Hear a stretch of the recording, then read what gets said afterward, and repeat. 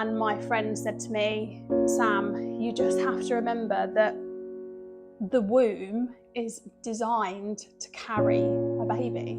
That is its sole purpose. Its sole purpose is to nourish and protect a baby and to grow it. Hello everybody and welcome to my channel. In today's video, I am going to be discussing with you how to improve your chances of your fertility treatment working.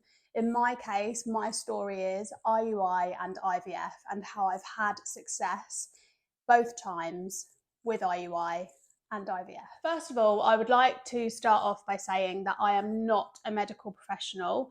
I have absolutely no idea of the medical ins and outs of things. I am talking to you from a same-sex couple. I'm not in a male-female relationship, I'm in a female-female relationship, and therefore, obviously the mechanics, as in the egg and the sperm, are the same, but you may pick up references that are different in the way in which I talk. So first of all, I would like to start off by telling you a little bit about my story and how I've got to where I am now. So I have had both IUI and IVF for two different scenarios. Ezra was conceived via IUI with my egg and donor sperm. I am now pregnant again via IVF with my partner's egg and the same donor sperm as my little boy Ezra. We chose that route because we wanted our children to have the same genetic. The way in which I've delivered that to you seems very simple, but actually reality is it's been a really, really difficult and expensive journey. So with our IUI, it took us 3 rounds to conceive Ezra, and I had 2 miscarriages before Ezra. There were actually missed miscarriages, which I talk about further on in my later videos I'm going to be posting. So I had 2 miscarriages with Ezra, and then I fell pregnant with Ezra on the 3rd go. As a couple, we always knew that we wanted to have 2 children, 1 from each of our genetics. And therefore, a year after Ezra was born, Helen went and got her eggs frozen with Ezra's donor sperm. Not only did she have her eggs frozen, she actually donated half of her eggs to somebody that couldn't use their eggs, couldn't conceive without having someone else's eggs. So we actually took part in an egg sharing program. From that, we only managed to get 1 embryo that the clinic were actually happy to put back in. So Helen got 13 eggs out. Half of them went to the recipient of the egg sharing program and half of them went to us. We waited and only 1 made it. So we had all of our hopes, dreams and wishes pinned on 1. And having had the miscarriages when trying for Ezra, we were really nervous and really scared.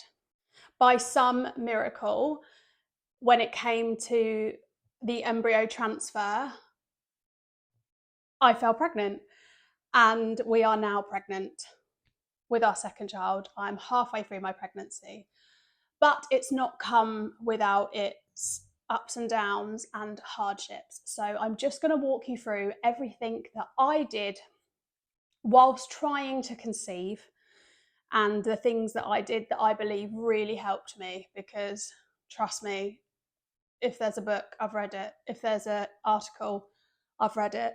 If there's a pineapple core somewhere, I've eaten it. Okay, so I've written everything down on a notepad because I don't want to waffle on. I remember when I was maybe in the position that you're in now, I would just research, and I needed answers quick, fast and efficiently. So I'm hoping that that's what I can deliver to you today. So I'm going to break this down into sections, okay? So section 1 is, what clinic are you going to go with? Now, the reason that I believe this helps to improve your chances of your fertility treatment working is because the clinic are going to become a really massive part of you your story and your child's story. It's going to be a big chapter in your life that you will look back on. And there have been some cases when I've looked back on the clinics not very fondly, and times where I've looked back on a clinic really fondly, and it's been a nice memory in my head. A couple of things to take into consideration would be that you want to factor in how far away your clinic is from your house where you're currently based, because a lot of the clinics, so when I was having my treatment, I was down in Brighton, and a lot of the big clinics that you would have heard of were in London. So that would mean I would need to get a train for an hour to London to have the procedures done, to have the scans done, to have the blood tests done. We knew that that just wasn't going to be right for us. So we looked into more local clinics with a really high success rate.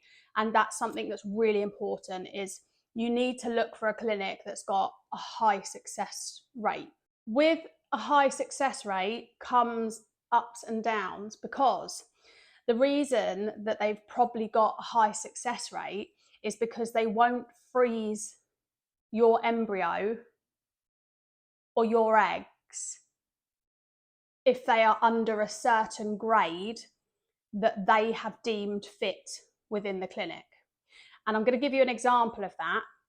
So we know a couple who got out 6 eggs. 2 of them were grade A eggs, and 4 of them were below the grade that they should have been. But another clinic would have frozen those eggs. The clinic they chose to go to didn't. Unfortunately, the 2 that they had saved didn't work. Had the other ones saved, would they have had more chances?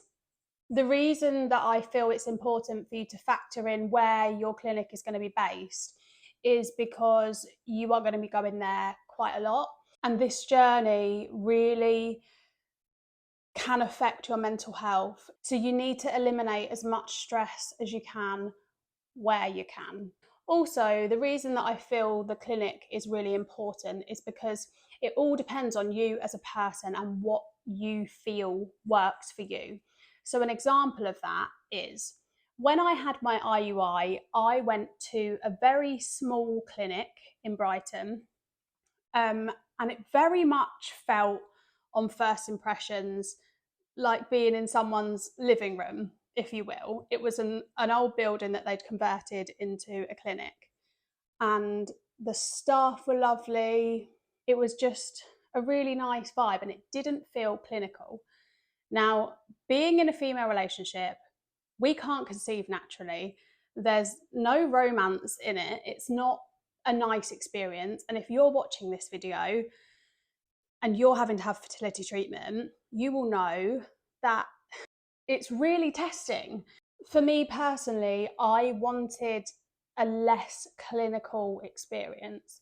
I wanted it to feel as normal as possible. I didn't want it to feel like I was going to a hospital. Whereas my partner, because she had IVF, she wanted it to feel more clinical. She wanted more of a clinical setting, and that worked for her. So I think definitely go to open evenings, check out their website, talk to them on the phone, and then just make a decision from there. Point number 2 is Macca root. I cannot scream and shout about this enough. So Macca root is a holistic herb that comes from the Peruvian mountains. The people of Peru take it and have taken it for hundreds, thousands of years for a fertility medication. If you are in a male-female relationship, both people need to take it. So the male and the female need to take it. It's actually more important for the male to take it than the female, but you should both be taking it.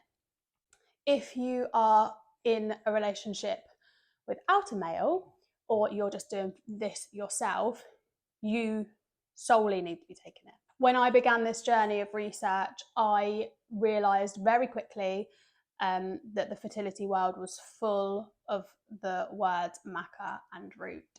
and got on it really quick. I just get mine from Amazon.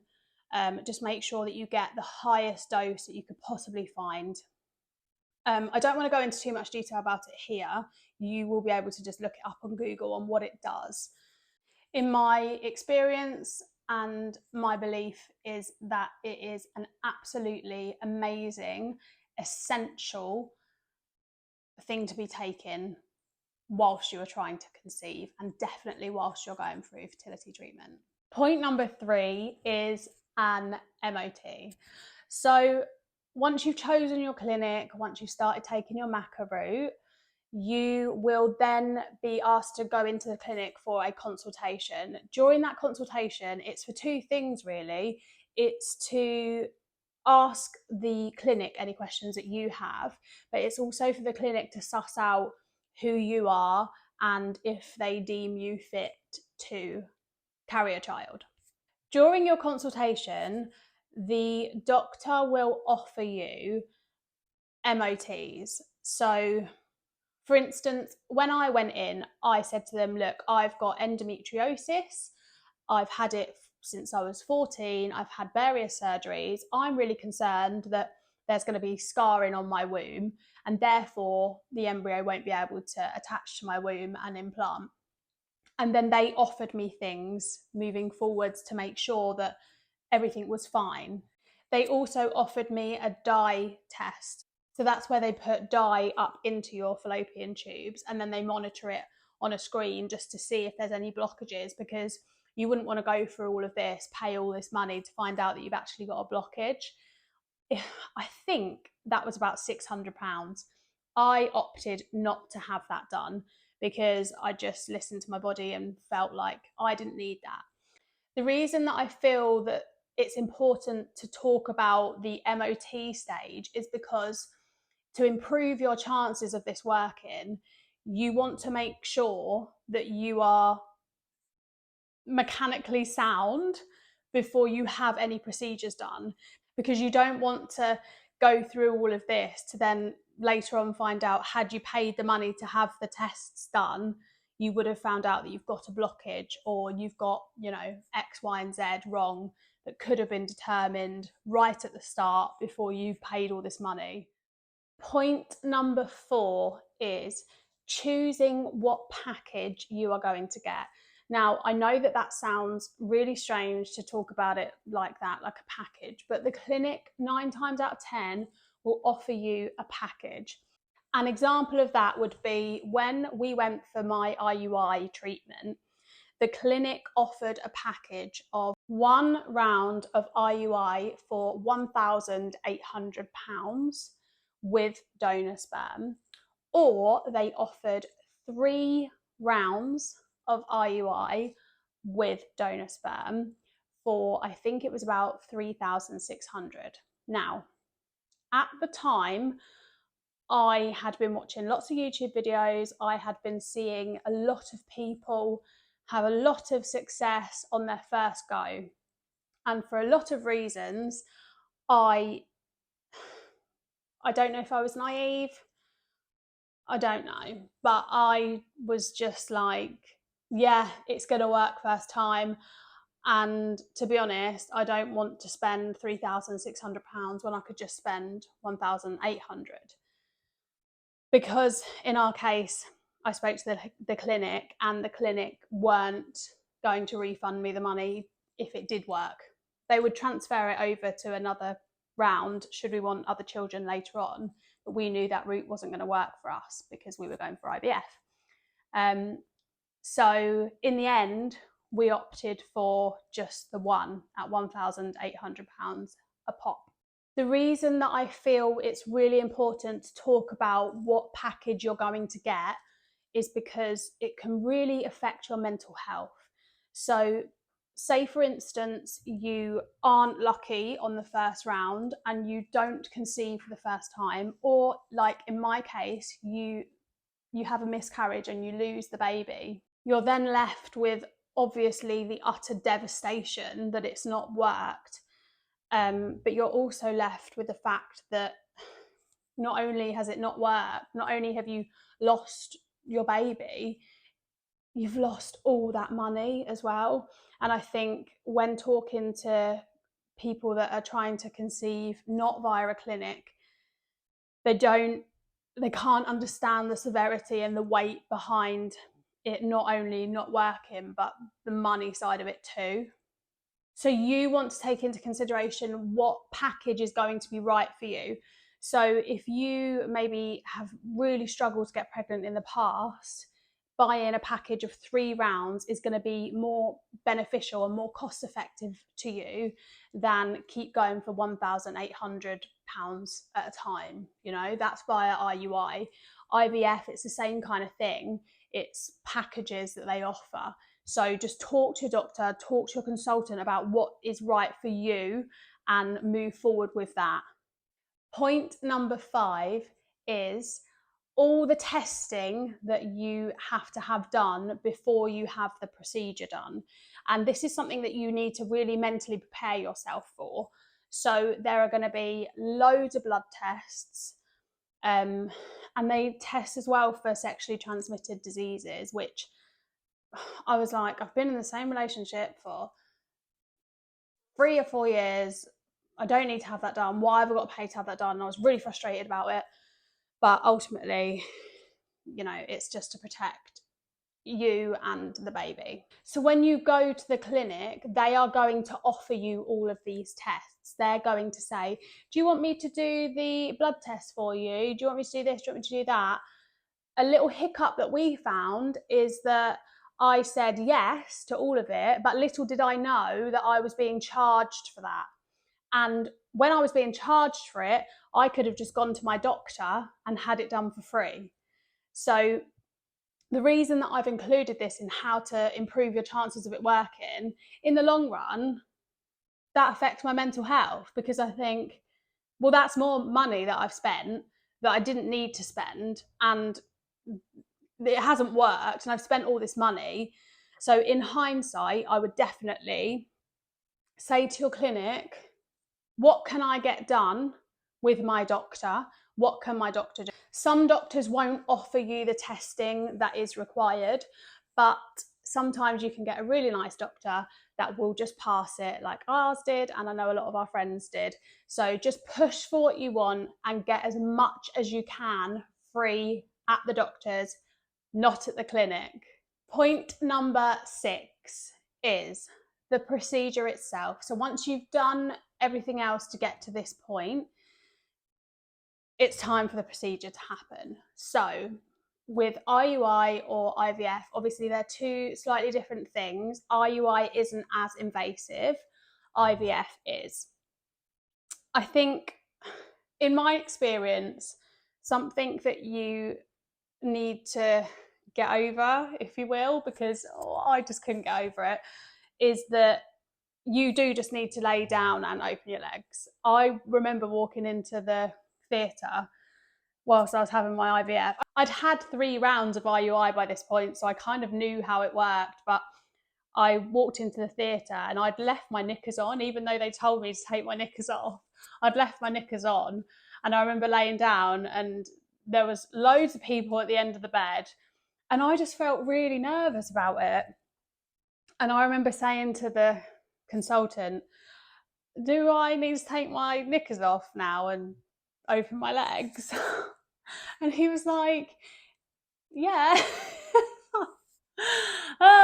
So I think mentally preparing yourself that, you know, that's going to happen and a lot of people are going to be looking at you is a big thing, because for some people that is really invasive. It hadn't bothered me too much before, but when I went back in for the IVF, it did really bother me.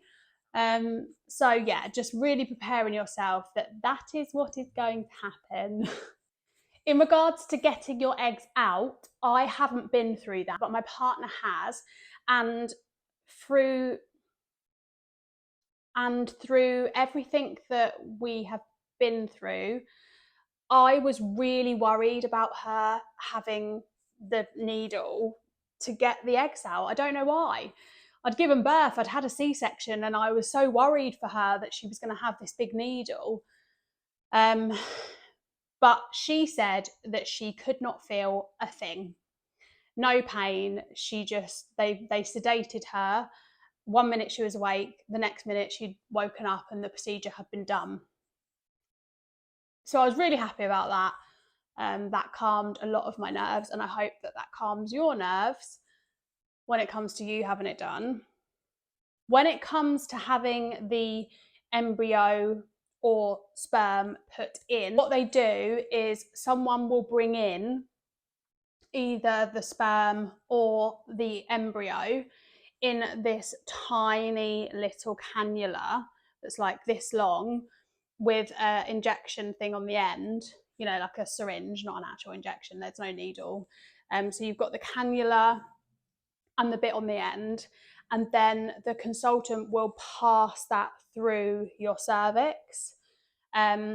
With my IUI, they didn't scan me to see where it was going. They just put the sperm in and hope for the best. I'll talk more about the IUI procedure on my other videos, but for now, this is how it is. With IVF, a nurse had a scanner on my stomach and the consultant did the procedure. And he kind of was down there doing that, but also looking at the screen, and he saw exactly where it needed to go in. So he popped the embryo in.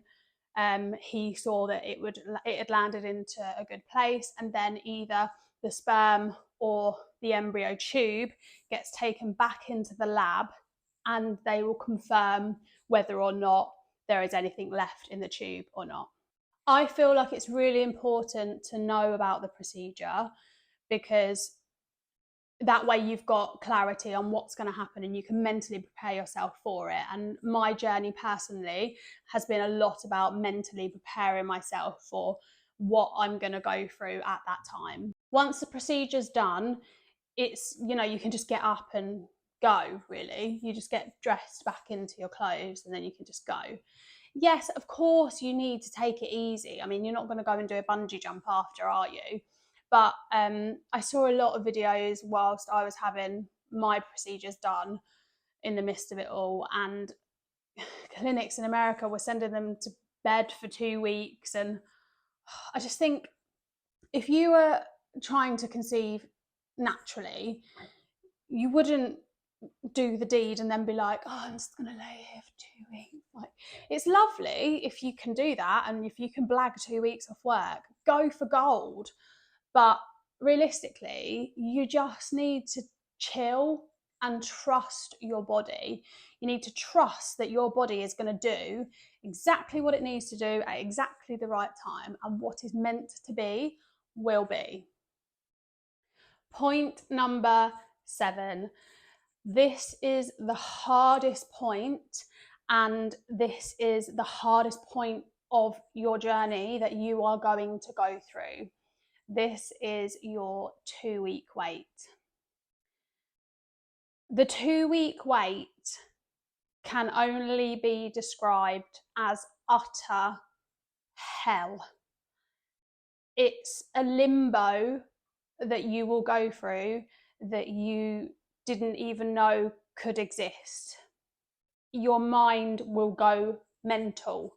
You will wonder at every minute of the day, am I pregnant? You'll feel a twinge and think, am I pregnant? Now, there are a couple of things that I want to talk to you about on this subject. The likelihood is that you are on medication. With IVF, you will definitely be on medication. With IUI, it's dependent on the patient as to whether or not you're on medication. First round of IUI, I wasn't. Second time, I was. Third time, I was. And with the IVF, obviously I was on medication because I was receiving an egg that wasn't my egg. So I had to trick my body into thinking it was my egg and I'd created the egg. The medications are hormones. So the hormones are going to trick you. They're going to make you think that you are pregnant, essentially. I will post some pictures at a later date, but my body looked and felt pregnant every single time on the 2 rounds that I had the miscarriages, before my body had even got pregnant, I looked about 6 months pregnant because the medication was bloating my stomach out. The medication was giving me headaches, it was giving me cramps, it was all the things that I was looking up on YouTube, being like, am I pregnant? 1 DPO, 2 DPO, can I feel this, can I feel that? Actually, it may have just been the hormones mimicking those things. So I don't know. And I think in order to improve your chances of this working, it's the worst thing that you could actually ever say to someone ever. And I think you know what I'm going to say, but you do just need to chill, and you can't chill. It's all you think about. But my one piece of advice that I say to my friends and anyone that asks me about it is you just have to trust yourself. You have to trust your body. You have to have enough trust within yourself that your body will do the right thing. I received the most amazing piece of advice whilst I was going through one of my many 2-week waits. And my friend said to me, Sam, you just have to remember that the womb is designed to carry a baby. That is its sole purpose. Its sole purpose is to nourish and protect a baby and to grow it. That's what it's built for. Your heart is built to pump blood around your body, you know. Your womb is designed to carry a baby and grow a baby. And you have to trust that if all these cells have come together and they are right and they are meant to be together and they're going to grow well and everything's okay, it will. If those cells have come together and it's not going to grow well, your body knows that and your body will let go of that. If the cells don't come together, there are reasons for that. And however hard it is to accept, your body knew what it was doing. Your body did that because if it was right, it would have happened, and it's not. So we need to go back to the drawing board and start again. Another thing that I want to talk about during the 2-week wait is that I made the choice to test every single day. Now, with that, I could then monitor if my body was going to have a miscarriage. And in my 2 first rounds of fertility treatment, it did. And had I not tested every day, I wouldn't have known that. So I'm glad that I did. But again, it absolutely destroyed me and it destroyed my mental health. Another thing that's really important to take into consideration is that you won't just be able to go again that next month on your next period. The clinic will want for you to have a break in between, and that's not something that I was mentally prepared for. I thought that I could just go again the next month, and that was really painful and a really hard pill to swallow, is that not only was I sitting in the fact that I'd lost my baby, I also couldn't just try again. Point number 8 is acupuncture. Acupuncture helped me so much, and I've never really been into that. I don't understand how it all works. I still don't understand how it works. But after my second IUI treatment, I went to get acupuncture, not as consistently as I should, and then unfortunately it didn't work on the second round. So on the third round, I completely dedicated myself to getting acupuncture. I know it's really expensive and you've obviously paid loads of money for the fertility treatment, but just have a look around, search around. I found a place that you just paid what you deemed fit, which was amazing. So yeah, I went there as many times as I could, like 2 times a week. It's just started to absolutely hammer it down, so sorry if you can hear that. But I've only got 2 points left to make. Point number 9 is be realistic. Don't do what I did. Don't go into this going, yes, I'm going to have the procedure done and then I'm going to be pregnant and it's going to be amazing and I'm not going to have a miscarriage. You might go into it the first time and all those things might happen for you. And God, I really hope they do. But reality is that so many things have got to fit into place to make this happen. When you actually look at the science of how a baby is made, I don't know how any of us were made. So many little compartments have got to work and fit together for a baby to be made. So obviously the clinics are going to do all that they can do to ensure that all those factors align. But ultimately, you do have to be realistic and realise that this is nature and we can't really control nature. We can control it a little bit with medication and tweak it here and there. That's what the clinics are for. But ultimately, your body is going to do what your body is going to do. Just go into your journey with a realistic outlook on how this could plan out. Don't do what I did, because you will be shattered. You're going to be shattered anyway, but you're going to be really shattered if you are like, yes, it's going to work and I can do it, my body's going to do it, and it doesn't. You're just going to come crashing down. You just need to have realistic expectations that it may work, it may not. Point number 10, and my final point, is trust yourself. Trust yourself. Trust that your body will do the right thing. If your body is meant to carry this baby and the cells have all come together properly and this is your time, then it's your time and this is it. If they've not come together for whatever reason, or they've come together and they're not right, your body knows that, and your body will do what it needs to do to protect you and ultimately protect that baby. This is going to be one of the hardest roads that you face, whether you fall pregnant first time or whether you fall pregnant on your 20th time. It's going to be so difficult on different levels for people.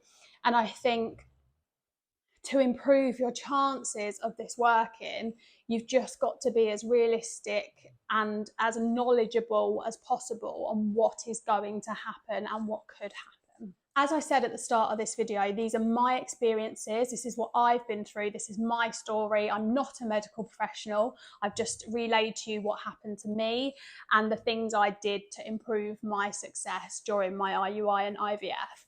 If there's anything that I've missed or anything you'd like me to cover further, let me know in the comments below and I can do that for you. I'm going to go on to making some more videos about when the line on my pregnancy test appeared, how it appeared, then disappeared with the trigger shot, and also the things that I did that helped me conceive the pregnancies in the first place. If you liked this video today, please give me a like and a follow. I'm hoping that I can just build a community of people that have all been through the same thing, or are going through the same thing, and I want us all to be able to help each other, because it is the most loneliest time and it can feel like you're completely on your own, and I don't want you to feel like that. So my inbox, I'll put my email at the bottom. Email me, my social media is on the bottom, just DM me, message me, don't go through it on your own, and I really hope today has helped. Don't forget, there are other videos on my channel that cover more about the fertility process, so go on over and check them out. But ultimately, good luck and fingers crossed that you get your little miracle.